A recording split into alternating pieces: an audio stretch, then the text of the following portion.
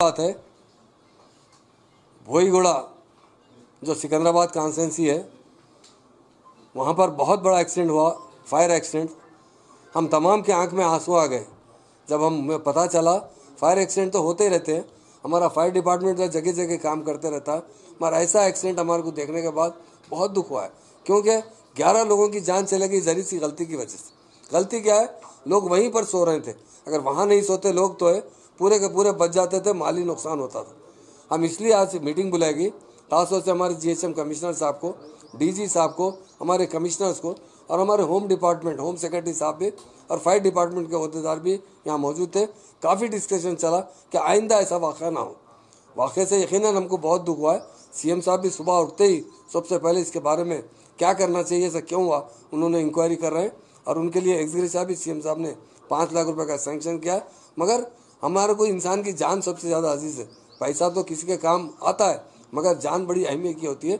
आइंदा ऐसा वाक़या ना हो, इसके लिए हम तमाम डिपार्टमेंट के अहदेदारों को बुलाएं और हमारे जीएचएम से कमिश्नर साहब ने हैदराबाद में, सराउंडिंग में, यहाँ सिटी के अंदर जितने इस टाइप के बिजनेस कर रहे हैं, क्योंकि आप जानते हैं तेलंगाना बनने के बाद से कोई ऐसा नया गोडाउन चालू नहीं हुआ है, उसे कभी चालू करने नहीं दिए, मगर बरसों से कर रहे हैं। लोग कोर्ट को जाते हैं, कुछ आर्डर ला लेते हैं, तो उसके लिए हम कमिश्नर साहब से रिक्वेस्ट किए कि ऐसे गोडाउन जहां आजू बाजू आबादी हो, और ख़ास तौर से जो प्लास्टिक के गोडाउन बिजनेस करते हैं, जो वेस्ट मटेरियल रोडों से उठा कर लाते हैं, तो उनसे हमारी अदबन गुजारिश है कि जो आपका लेबर है उनके लिए किसी तरह से भी कुकिंग वहाँ नहीं करना चाहिए आपके गोडाउन में।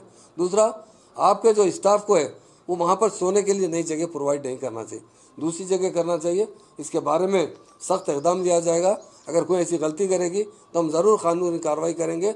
और हम यही चाहते कि एक बार हमें ऐसा हादसा होगा जिसकी हमें बहुत दुख है, हमको नहीं, सारे तेलंगाना के अवाम को दुख है, सारे हिंदुस्तान के अवाम को दुख है, क्योंकि हमारे भाइयों की जान हम अपनी जान के बराबर समझते हैं, उससे भी ज़्यादा अजीज समझते हैं। मगर आइंदा ऐसा वाक़ा न हो, इसलिए हमारे तमाम ऑफिसर्स मिल बैठे हैं और आगे हम इसकी हिकमत अमली बनवाएंगे, ताकि इसको रोकने के लिए अगर शहर में जहाँ पर अगर ये इस टाइप के कारोबार किए जा रहे हैं, ज़रूरत पड़ने पर उन्हें शहर से बाहर कर दिया जाएगा इमीडिएट। और उसके बाद बाहर होने के बावजूद भी उनके ऊपर जो कानूनी जो ज़रूरी चीज़ें वो नाफिज की जाएगी। हम यही गुजारिश करते हैं तमाम इस टाइप के बिजनेस करने वालों का कि आप सब दे सकते हैं, तनख्वाह दे सकते हैं, किसी की जान गई तो जान नहीं दे सकते। तो उनके लिए जो आपके पास ख़ास तौर से अदर स्टेट का लेबर आता है, तो लेबर को अकोमोडेशन वहाँ नहीं देना चाहिए। अगर वहाँ पे देंगे तो हमारे तमाम डिपार्टमेंट की तरफ से एक्शन लिया जाएगा, अरेस्ट किया जाएगा, पेनल्टी दी जाएगी और सील भी डाला जाएगा। बाजू में कहीं आप साफ सुथरी जगह में वहीं पकवान कीजिए, वहीं खाइए। यहाँ दिन का टाइम आकर काम करके जाइए। अगर ये दिन का टाइम होता तो कोई मौत वाक़ई नहीं होती थी। रात का टाइम होने से वो नींद में सो रहे थे, धुएं की वजह से उनका दम घुट गया और आग लग गई। एक आदमी जो दुबला पतला बच्चा था वो तनबी में से बीच में से जंप करते हुए बच के निकल गया।